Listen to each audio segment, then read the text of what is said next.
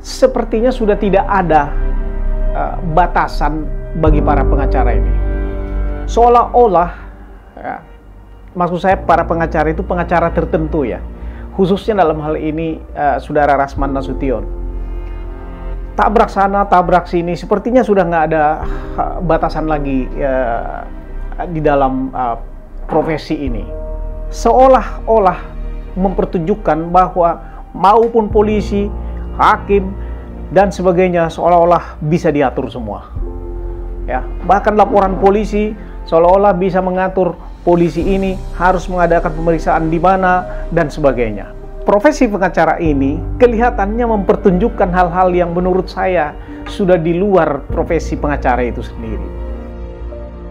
Halo, salam sehat, salam sejahtera kepada Anda semua dimanapun Anda berada. Dalam 2 bulan terakhir ini, di media sosial terutama, kita disuguhkan satu pertunjukan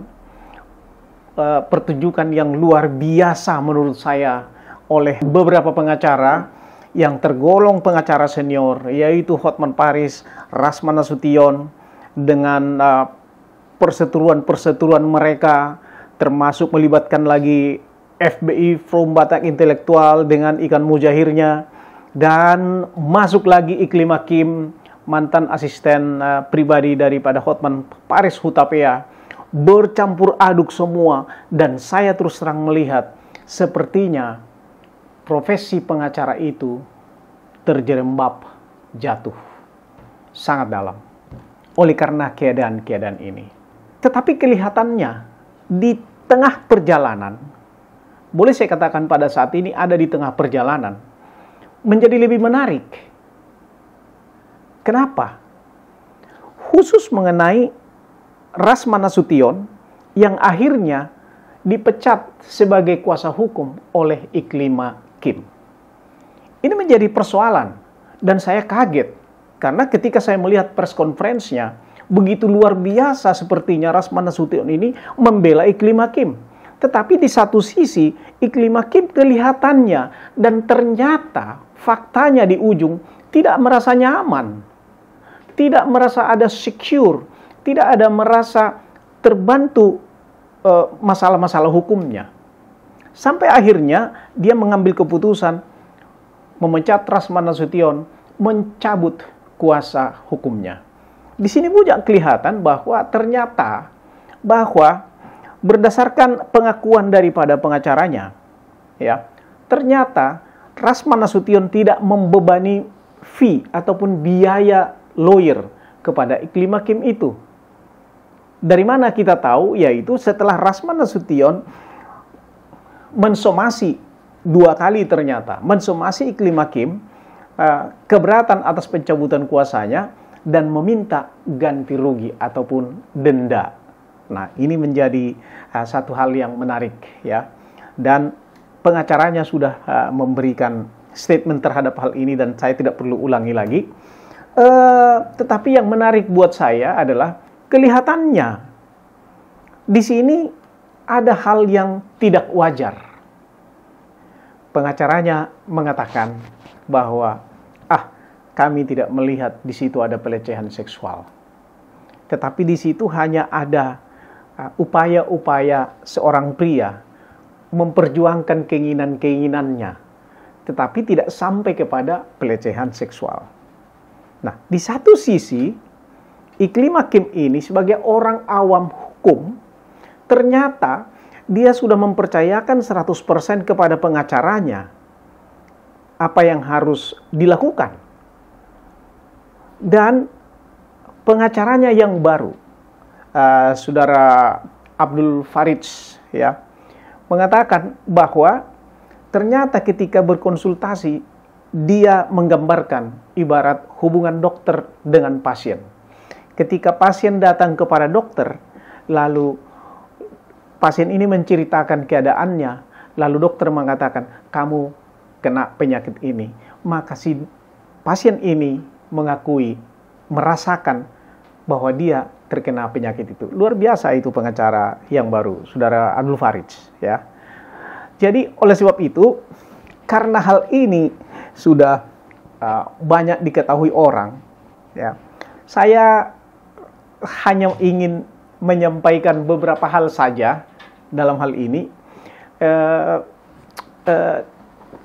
Hal-hal yang menurut saya perlu saya berikan penghargaan, ya. Karena apa?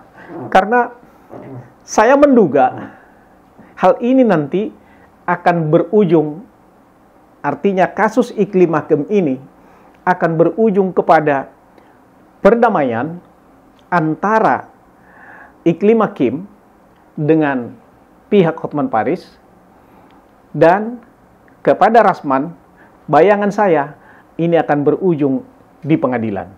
Ya, oleh sebab itu, sebelum ini terjadi, anggaplah ini bayangan saya sebagai orang yang sudah pernah menangani masalah-masalah seperti ini, ya. Maka saya mau memberikan awards ini. Yang pertama, awards yang saya berikan, the winner adalah pengacara yang baru, Abdul Farid. Dialah sesungguhnya the winner. Kenapa saya katakan begitu? Dari awal, ketika dia memberikan pernyataan dalam konferensi pers, ya, kelihatannya dia betul-betul memahami persoalan ini dan ia ingin memberikan nasihat hukum yang objektif, tidak baper ke dalam persoalan itu, dan tidak mempunyai pretensi ataupun tidak mempunyai beban psikologis ataupun beban moral ataupun dendam terhadap Hotman Paris. Jadi dia murni berbicara mengenai hukum. Dari sudut pandang ini, dari sudut pandang objektivitas ini, ya, saya mengatakan the winner di sini sebenarnya adalah Abdul Farid, kuasa hukum yang baru dengan teman-temannya. Kemudian kepada Iklim Hakim, saya melihat bahwa Iklim Hakim dalam hal ini betul-betul sudah sadar siapa sebetulnya pengacara dia. Apa yang mau dia capai. Dia betul-betul sudah mengenal siapa pengacara dia. Ya. Jadi kepada kawan-kawan pencari keadilan yang Anda harapkan akan dapat dibantu oleh para pengacara, perlu melihat lebih jauh pengacara Anda. Apakah pengacara Anda mau menimbulkan masalah baru? Atau apakah pengacara Anda murni objektif dalam mengenai masalah Anda? Apakah pengacara Anda memang ingin menyelesaikan suatu masalah, atau justru memanfaatkan Anda untuk tujuan-tujuannya dia? Apakah tujuan uang, memeras Anda? Apakah tujuan untuk balas dendam kepada musuh Anda? Apakah tujuan yang lain? Anda harus perhatikan itu. Oleh sebab itu, Iklim Hakim ini menurut saya become the smart one. Ya, the smart one. Sebagai rekan sesama pengacara kepada Brother Rasman Nasution, saya acungi jempol untuk semangat Anda. Dan satu hal yang ingin saya mungkin pesankan saja adalah bahwa ketika kita tidak bisa membela perkara terkait dengan kita, maka perkara siapa lagi yang bisa kita bela? Oleh sebab itu saya mau sampaikan, silahkan Pak Rasman, Bang Rasman, lanjutkan pembelaan Anda terhadap Hotman. Nanti kita akan melihat seperti apa ujungnya. Oke, I wish you success. Kemudian di sini ada saya lihat satu lagi, bahwa Brother Hotman Paris, saya pernah katakan bahwa Brother Hotman Paris inilah orang yang dapat menemukan jarum di semak-semak dengan segala keyakinan dan keahliannya. Ya, jadi saya lihat di sini the real lawyer adalah Hotman Paris. Ya, saya salut dengan Anda. Saya tidak mau terbawa dengan perasaan, terbawa dengan hal-hal lainnya, baper, tidak ada. Saya berpikir objektif di sini, bahwa menurut saya memang legal minds daripada beliau ini luar biasa. Dan akhirnya apa yang dia prediksi muncul pada saat ini. Kita sudah bisa membayangkan di ujung nanti ini seperti apa. Yakin saya akan berakhir ini di pengadilan dan akan ada yang masuk penjara. Ya. Kemudian saya mau lihat juga di sini bahwa kepada kita disuguhkan suatu pelajaran yang sangat baik. Dan inilah yang saya mau sampaikan. Bahwa yang pertama adalah masyarakat perlu lebih mengenal siapa pengacara Anda. Lihat track record-nya. Jangan hanya oleh karena kata orang. Tetapi lihat track record-nya, lihat tujuan hidupnya, lihat bila perlu keluarganya. Karena orang tidak bisa terlepas dari keluarganya. Ingat, karena kasus ini, sering kita akhirnya mendengar bahwa pengacara itu adalah profesi yang officium nobile.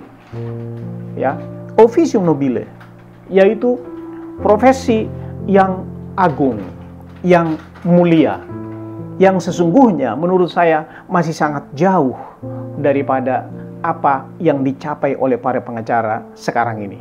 Ya, mungkin juga termasuk saya. Tetapi ini menjadi tugas kita bersama. Kepada kawan-kawan yang boleh saya katakan mungkin seperti iklim hakim awam di bidang hukum, maka satu poin saya ingin sampaikan kepada Anda tentang kuasa. Sering Anda dengar mungkin surat kuasanya dicabut. Nah, pada saat ini saya mau bicara tentang surat kuasa. Surat kuasa itu ada dua macam. Satu, kuasa yang sifatnya umum.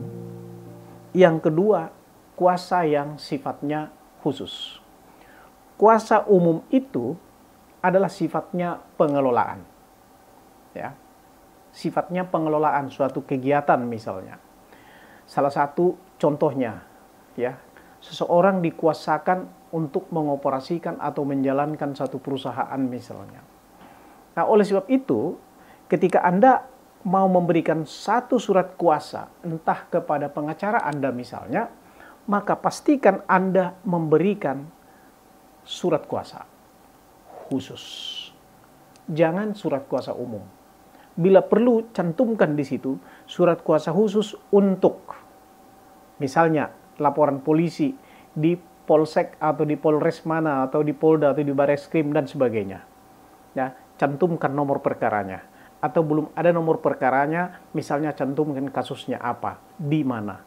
Jadi maksudnya di situ spesifik.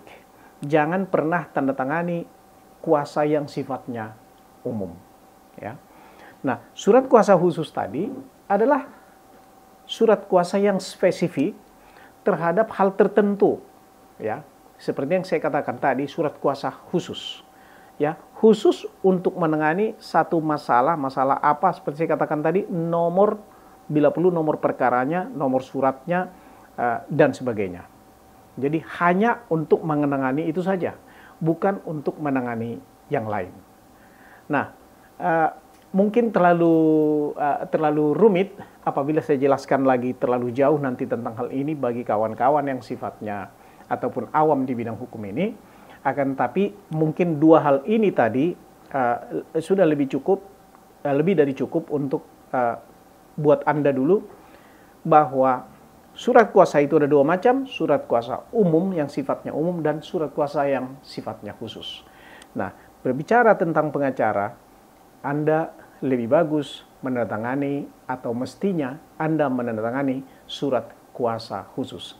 Ingat, surat kuasa itu adalah perjanjian sepihak dari Anda kepada kuasa hukum Anda. Karena ini sifatnya perjanjian sepihak, maka kuasa itu bisa dicabut. Jadi tidak ada risiko dalam mencabut kuasa. Kecuali mungkin ada syarat tertentu, ada perjanjian tertentu yang sudah disepakati bersama tentang kuasa tersebut. Ya, baik. Saya kira sampai di sini dulu yang akan saya sampaikan tentang kuasa ini. Dan tetapi ingat, sekali Anda menandatangani satu perjanjian, entah itu kuasa, it means you put a knife on your neck. Oleh sebab itu siap Dan oleh sebab itu pastikan sebelum Anda menantangani surat kuasa, pastikan Anda mengerti arah tujuan dan apa yang mau dicapai. Oke, demikian kawan-kawan semua. Saya tidak mau terlalu banyak lagi mengomentari hal ini. Akan tetapi saya berharap Anda semua dapat melihat hal ini menjadi lebih jelas dan memperoleh manfaat dari apapun yang terjadi pada saat ini. Terima kasih.